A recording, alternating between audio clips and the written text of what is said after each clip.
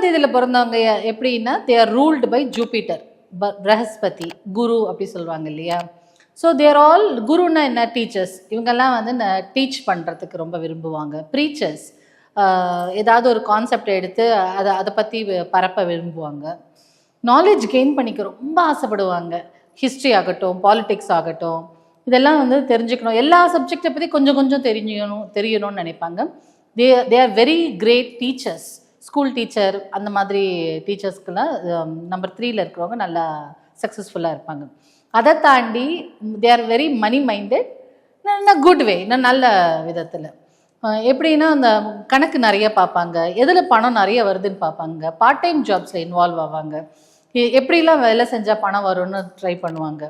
At the same time அவங்களுக்கு hard work பண்ணணுன்னா ரொம்ப இஷ்டம்.